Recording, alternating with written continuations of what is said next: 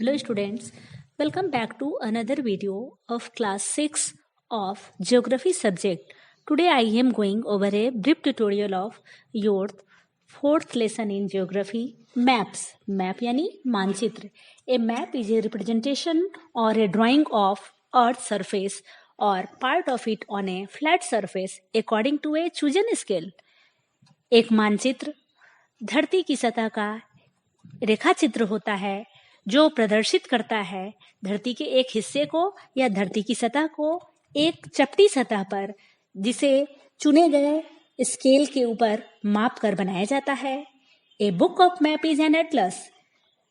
मानचित्र की पुस्तक को जिसमें बहुत सारे मानचित्र बने होते हैं अलग अलग तरीके के, उसे एटलस के नाम से जाना जाता है.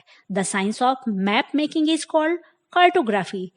मैप बनाने की कला को कार्टोग्राफी कहते हैं और इसे बनाने वाले को कार्टोग्राफर कहते हैं. And the types of maps यानी मानचित्र के प्रकार.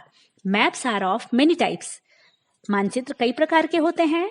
फर्स्ट, पॉलिटिकल मैप यानी राजनीतिक मानचित्र. Map showing countries, state, districts, villages, city and town with their boundaries are political map.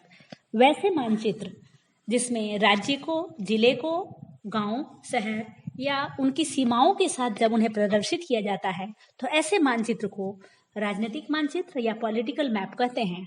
And second, physical और रिलीफ मैप यानी प्राकृतिक मानचित्र. Map showing natural features of earth are physical map. ऐसा मानचित्र जिसमें पृथ्वी के प्राकृतिक बनावट को दिखाया जाता है, उसके प्राकृतिक लक्षणों के आधार पर, उसे फिजिकल मैप कहते हैं. They show mountain range, plateau, hill, ocean, sea, river etc. इसमें पर्वत श्रेणियों को, पठारों को, पहाड़ियों को, समुद्र और महासागर और नदियों को दिखाया जाता है यूजिंग डिफरेंट कलर्स. और इसके लिए अलग अलग रंगों का भी प्रयोग मानचित्र पर किया जाता है. And third is thematic maps यानी विषयगत मानचित्र. Such maps show a specific information about weather, geological, tourist, road, topographical, etc. ऐसे मानचित्र जो मौसम के बारे में, भूगर्भ के बारे में, पर्यटन के बारे में, सड़कों और प्राकृतिक बनावट के बारे में बताया जाता है, जिसमें ये सारे मैप्स थीमेटिक मैप के अंतर्गत आते हैं. They are of many types. Thematic map कई प्रकार के होते हैं. फर्स्ट, वेदर मैप यानी मौसम संबंधी मानचित्र. Thematic map in weather map show movement of weather system like rainfall, snowfall, temperature and pressure. ऐसा मैप जिसमें मौसम संबंधी घटनाओं को जैसे बारिश, बर्फ का गिरना, तापमान, वायुदाब आदि को दिखाया जाता है. इन्हें वेदर मैप के नाम से जाना जाता है. एंड टोपोग्राफिकल मैप यानी स्थलाकृतियों वाली मानचित्र show great detail of natural feature of small areas like river, lakes, mountains along with man-made areas like park, wells, cities and town. ऐसा मैप जिसमें प्राकृतिक मानचित्र में झील, नदी, पहाड़ आदि के साथ साथ मानव निर्मित पार्क, कुएं और शहरों आदि को दिखाया जाता हो, इन्हें टोपोग्राफिकल मैप कहते हैं. And distribution map shows the distribution of crops, minerals and forest यानी ऐसा मैप जिस पर फसलों के बारे में, पाए जाने वाले मिनरल्स और जंगलों का विस्तार से दिखाया जाता है, उन्हें डिस्ट्रीब्यूशन मैप कहते हैं. जियोलॉजिकल मैप यानी भूगर्भीय मानचित्र show the ages and types of rocks and soil. धरती पर पाए जाने वाले पत्थर और मिट्टियों के प्रकार को जो बताते हैं, ऐसे मैप को जियोलॉजिकल मैप कहते हैं. टूरिस्ट मैप यानी पर्यटन संबंधी मानचित्र so the places of tourist interest like museum, monuments etc. ये घूमने योग्य स्थान जैसे म्यूजियम और स्मारक और बड़े बड़े घूमने के योग्य स्थानों के बारे में बताया जाता है. नॉटिकल चार्ट ये भी एक मैप का प्रकार है, लेकिन ये समुद्री चार्ट होता है. Used to navigate ships and show detail of depth of water, rocks into C.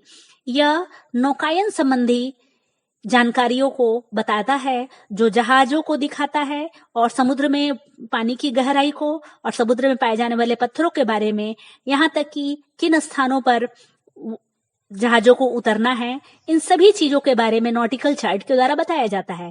And aviation chart, विमान संबंधी chart, shows airways, air routes, airport and traffic control towers. Aviation chart में हवाई मार्ग और एयरपोर्ट के बारे में और हवाई मार्ग में ट्रैफिक कंट्रोल टावर्स के आदि के बारे में एविएशन चार्ट के द्वारा समझाया जाता है।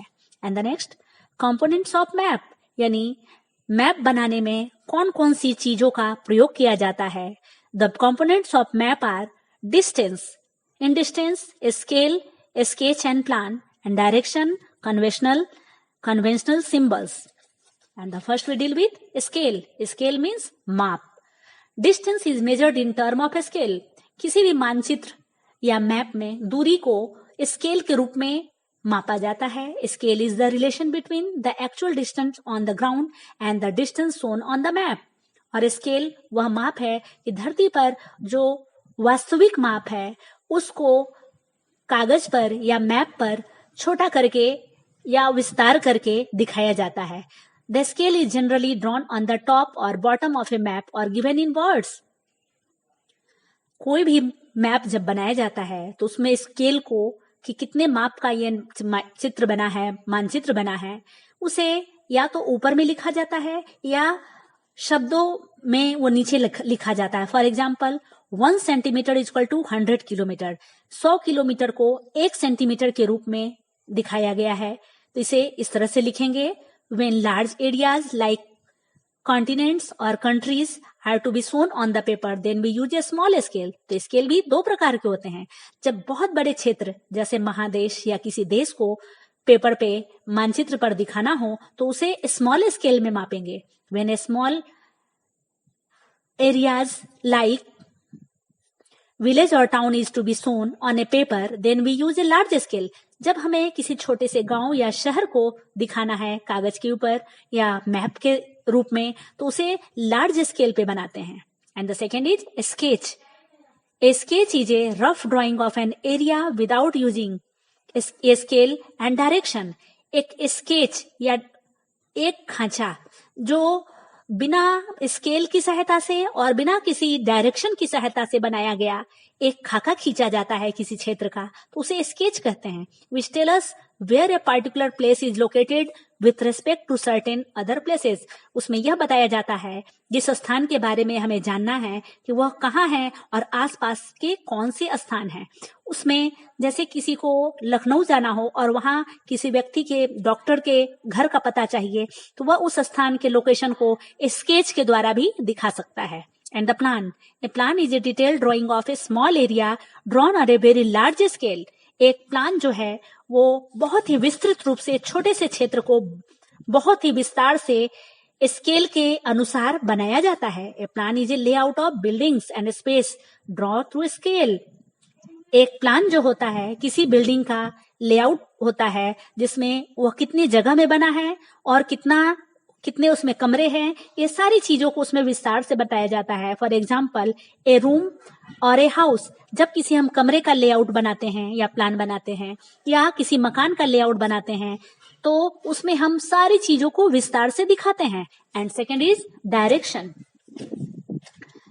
The north, south, east and west points indicating the 4 major directions also called cardinal points. उत्तर, दक्षिण, पूरब, पश्चिम, ये 4 मुख्य दिशाएं होती हैं जिन्हें कार्डिनल पॉइंट्स के नाम से भी जाना जाता है। There are 4 intermediate direction, north east, south east, south west and north west help in locating a place. इसके अलावा 4 और मध्य की दिशाएं होती हैं जिन्हें नॉर्थ और ईस्ट के बीच में नॉर्थ ईस्ट, साउथ और ईस्ट के बीच में साउथ ईस्ट, साउथ और वेस्ट के बीच में साउथ वेस्ट और नॉर्थ और वेस्ट के बीच में नॉर्थ वेस्ट के रूप में दिखाया जाता है। In map the upper part is always taken as the north. और किसी भी मानचित्र में ऊपर का भाग हमेशा नॉर्थ से ही दिखाया जाता है। अगर वहां दिशाएं या डायरेक्शन का इंडिकेशन ना भी हो तो हम उसे नॉर्थ मानकर उस मैप को अध्ययन करते हैं। And the third, conventional symbol, यानी वैसे प्रतीक जो ज्योग्राफी में किसी बड़े क्षेत्र को, शहर को, सड़क को आदि को दिखाने के लिए प्रयोग किए जाते हैं। People all over the world use the same set of symbols using to show various features on map. जब मैप पर पूरी दुनिया के लोग एक ही प्रकार का सिंबल यूज करते हैं किसी चीज को दिखाने के लिए ताकि सभी को वो मैप समझ में आ सके. These symbols are in certain letters, shades, colors, pictures और in line. और ये प्रतीक जो हैं वो अक्षरों के रूप में, शेडिंग के रूप में, रंगों के द्वारा या छोटी छोटी तस्वीरों के द्वारा, यहाँ तक कि रेखाओं या लाइंस के द्वारा भी दिखाया जाता है. The list of symbol is also known as key और लीजेंड. और जितने भी सिंबल्स होते हैं उनके लिस्ट को लीजेंड या की कहते हैं जो मैप पर दिखाए जाते हैं. That's all.